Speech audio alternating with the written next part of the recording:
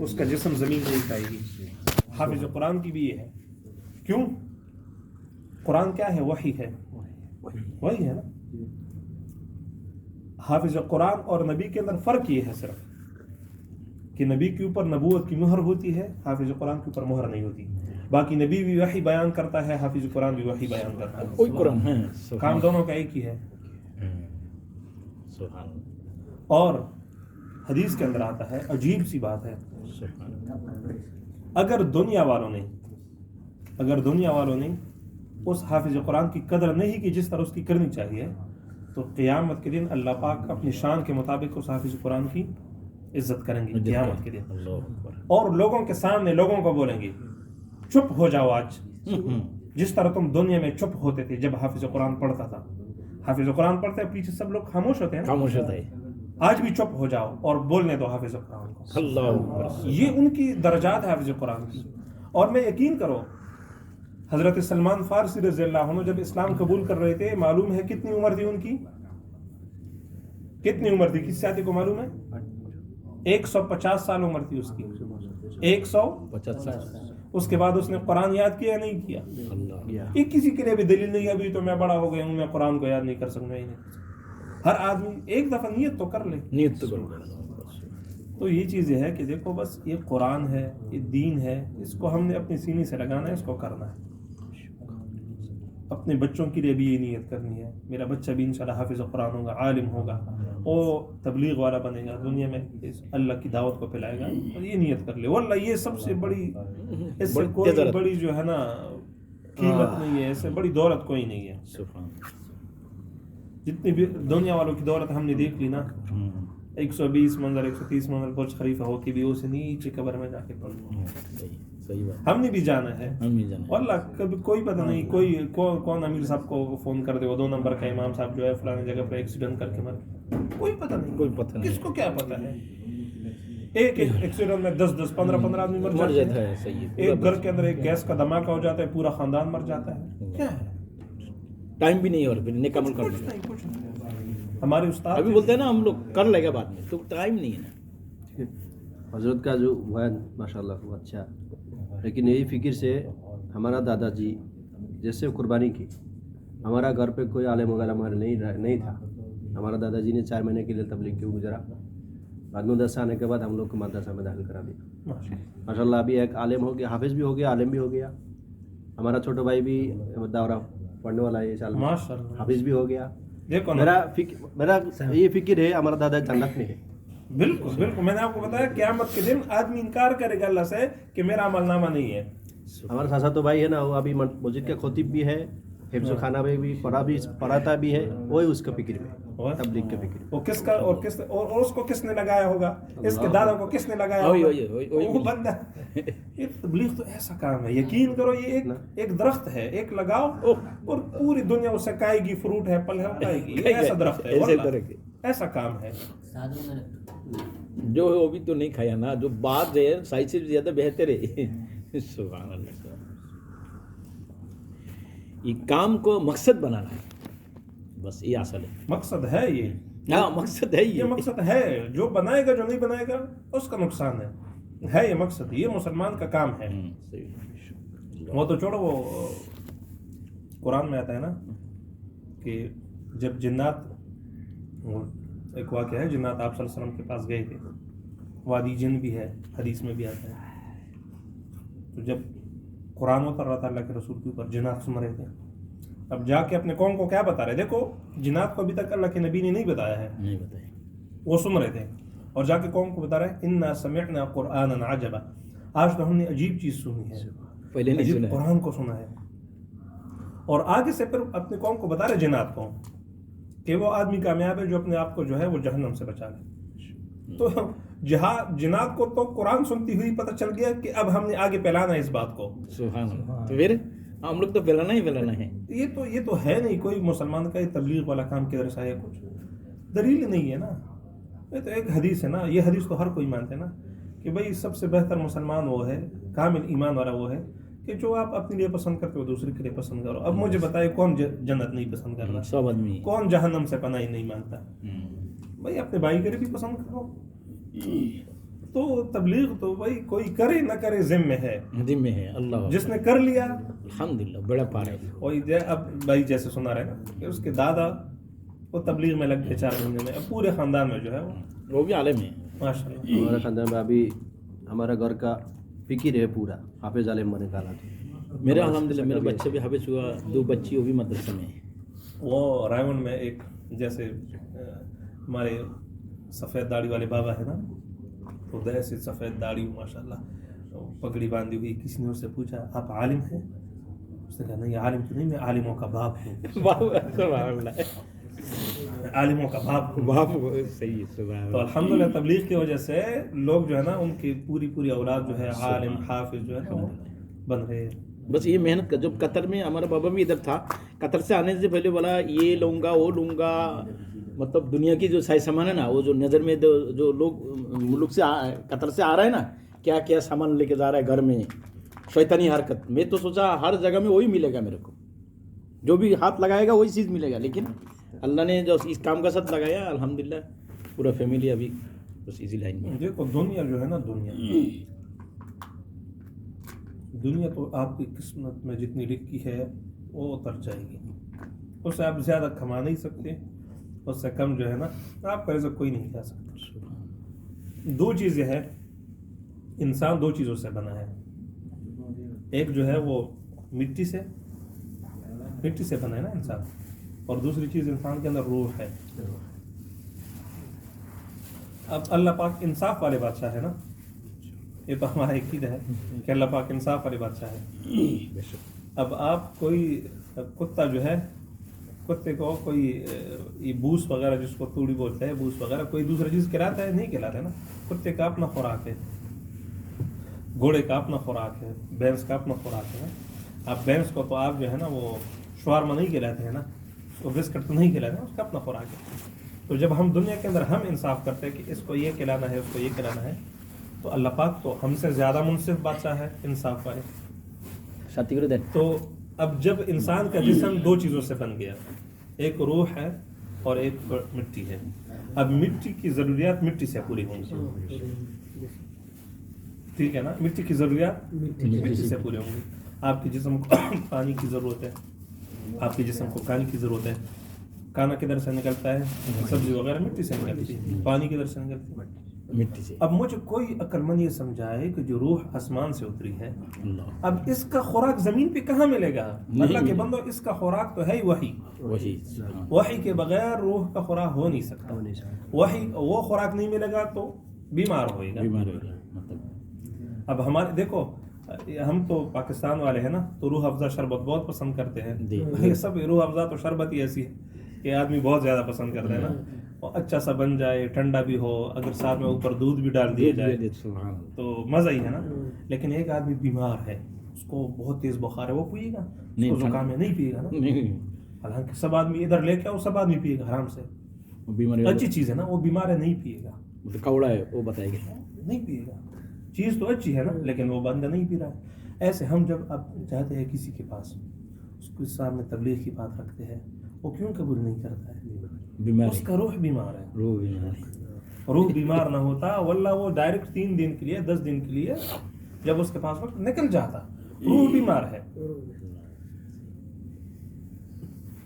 تو ہم نے 2 چیزیں ہیں، ایک مٹی سے ہماری جسم بنی ہوئی ہے، ایک روح کا ہے. ہماری روح کا علاج ہم نے اوپر سے کرنا ہے، اور رزق بھی لکھا تو ویسے اوپر سے ہی آ رہا ہے.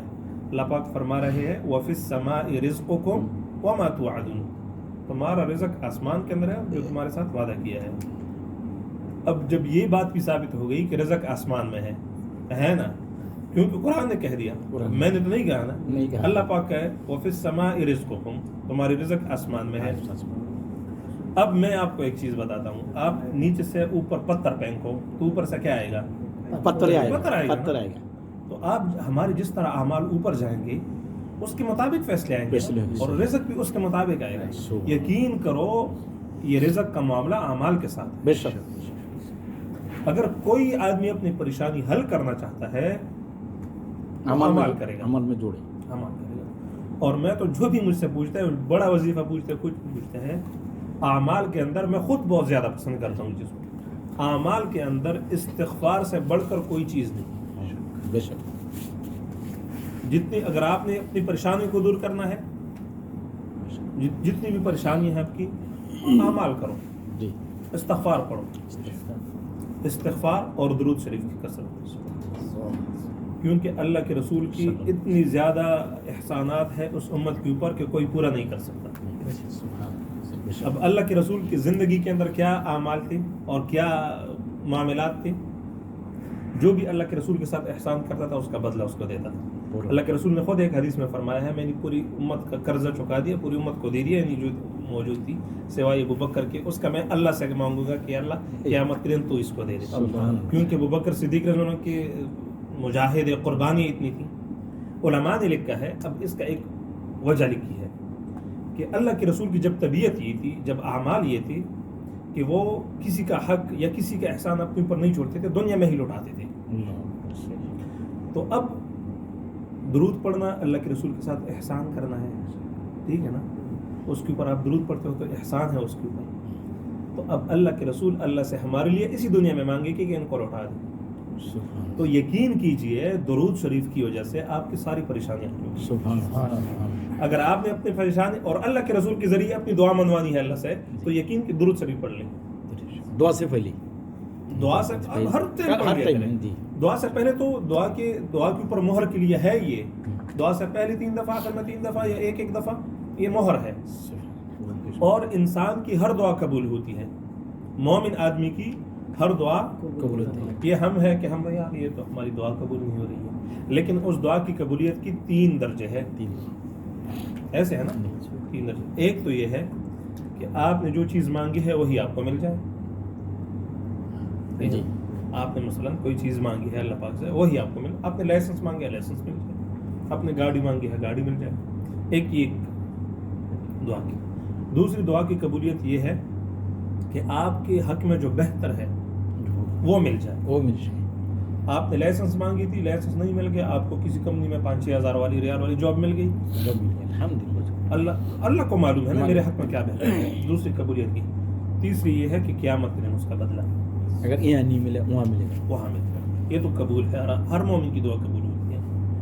اور حدیث میں آتا ہے، مشکات شریف کی حدیث ہے کہ قیامت کے دن جب آدمی دیکھے گا کہ اس کو دعا کا بدلہ مل رہا ہے، مل جائے وہ سبحان اللہ، او فرمائے گا، کہے گا یا اللہ دنیا کے اندر میری کوئی دعا قبول نہ ہوتی، سب آج یہ مل جاتا ہے۔ تو اس وجہ سے ایک تو دعا یقین کے ساتھ، جب بھی دعا مانگنا ہے یقین کے ساتھ مانگنا ہے، اور اللہ کے اوپر نیک گمان کر کے کہ اللہ پاک میری دعا کو ضرور قبول کرے گا، اور کرتا ہے یہ واللہ اس میں کوئی شک نہیں۔ جو آدمی شک کرے گا نا وہ مشکل ہے، وہ مشکل میں ہے، مشکل ہے۔ اگر نہ اللہ کی ذات تو وہ ذات ہے، وہ جو 28 پارہ شروع میں ہوتا نا، قد سمع اللہ قول التی تجادلک فی زوجها تشتکی الی اللہ۔ اللہ پاک نے دیکھو، اب اللہ کے رسول موجود ہے نا، تو اس سے بڑا سہارا کون ہو سکتا ہے زندگی کے اندر؟ اللہ کے رسول اگر موجود ہے، آدمی لاسٹ اسی کے پاس جائے گا، اللہ کے رسول میرا یہ مسئلہ ہے، اسی کے پاس جائے گا نا۔ ایک عورت اللہ کے رسول کے پاس گئی، تب تک اس حوالے سے کوئی احکامات، کوئی آیات نہیں اتری تھی، اور وہ شکایت کر رہی تھی، میرے شوہر نے جو ہے مجھے وہ زہار نہیں، طلاق الگ چیز تھی، زہار اس کو بولتے ہیں، اس نے مجھے اپنے آپ سے سائڈ کر لیا ہے، میرا کیا ند متعلقہ ہوں، دوسرے دن کا بھی نہیں کر سکتا ہوں، وہ بھی مجھے نہیں لے رہے ہیں، تو کیا ہے میرا معاملہ؟ بیچ میں ہے اللہ کے رسول نے خاموش اختیار کی، آیت ہی نہیں، آیت نہیں، اللہ یہ آیات اتری۔ دیکھو اللہ پاک خود ایک عورت کی آواز، وتشتکی الی اللہ، اللہ پاک نے اس عورت کی آواز سن لی، اس عورت کی دعا سن لی جو اللہ سے شکایت کر رہی ہے۔ یہ ہماری بھی وہی شکایت سنتا ہے، یقین کرو سنتا ہے۔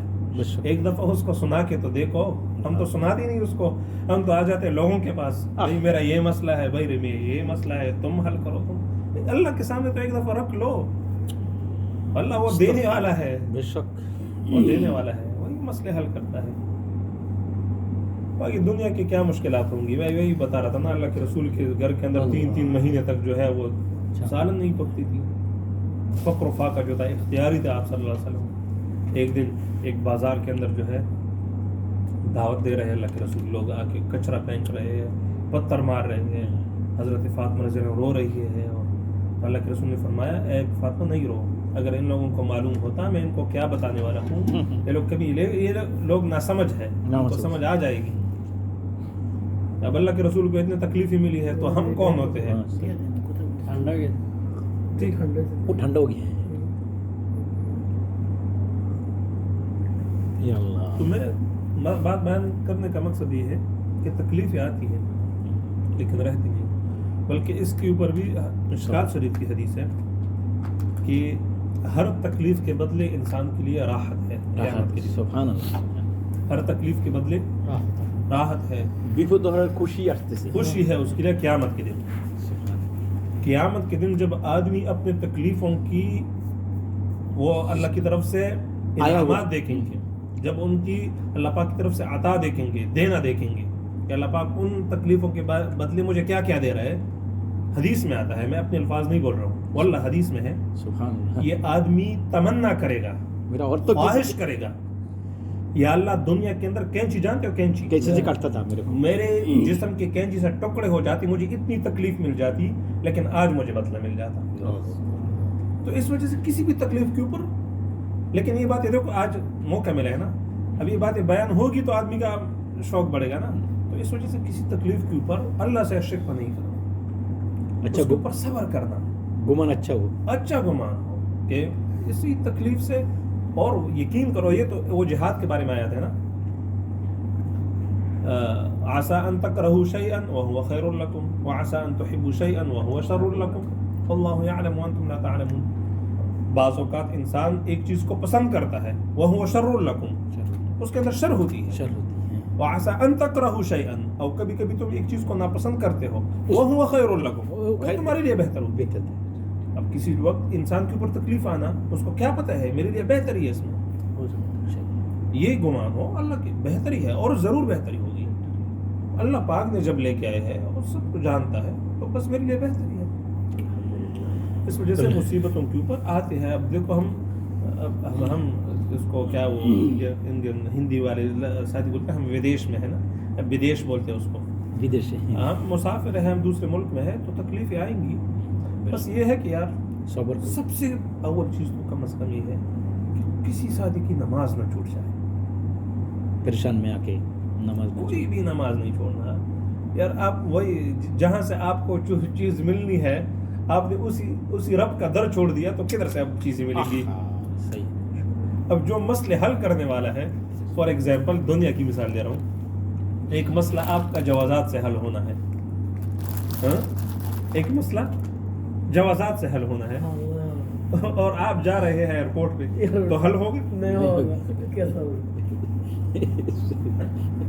عظیم بات ہے. اللہ کے اب آپ کے جو جتنے بھی مسئلے ہیں اللہ نے حل کر دیا, اور آپ مسجد آتے نہیں ہیں, مسجد آتے ہیں, تو کیسے حل ہوگا بھائی. عجیب بات. اس وجہ سے اپنے مسائل کو حل, کم از کم نماز تو, وہ یہ تو مومن کی شان ہی نہیں کہ وہ نماز چھوڑ دے, مومن کی شان ہی نہیں ہے وہ نماز چھوڑ دے. تو اللہ پاک ہم سب کو عمل کرنے کی آمین آمین. کیونکہ اصل چیزیں وہ تقوی ہے. تقوی. ہاں, باتیں تو بہت زیادہ ہم کرتے ہیں, اصل چیزیں تقوی ہے, گناہوں سے اپنے آپ کو بچانا. انشاءاللہ آنے والا جو جمعہ, ہم لوگ تو کل تو جماعت میں نکلے گا, آنے والا جو جمعہ ہے نا جہاں ہمارا مشورہ ہوتا ہے یہاں انشاءاللہ امام صاحب اگر فرصت ہے وہ بھی وہاں آ جائے گا. تھوڑا ہمارا پورا ثانیہ کا ساتھی ہوگا, اس میں تھوڑا اور بھی انشاءاللہ. ٹھیک ہے انشاءاللہ. جزاک اللہ, آپ کا جو اکرام کیا اللہ تعالیٰ آپ سب کو قبول کرے انشاءاللہ. تو سننے والا ہے جلدی. بالکل اجازت ہے. اب ہم جو ہے نا اختیاری بیٹھے ہیں, بیان ہو گیا, جو ساتھ جانا چاہتے ہیں اجازت ہے. ہم امیر صاحب کے ساتھ بیٹھے ہیں. ہم لوگ بھی ادھر کا ہے. اچھا, ادھر کا ساتھی 4-5 ساتھی, ہم لوگ پورا ادھر جا رہے ہیں. اچھا ماشاءاللہ. چلو پھر چلتے ہیں, جو ساتھ میرے ساتھ جانا چاہتے ہیں آ جائیں. ہم لوگ اور گاڑی ہے, ہم لوگ تھوڑا اور کام ہے. چلو ٹھیک ہے. جزاک اللہ خیر. آپ سے تھوڑا ٹھیک.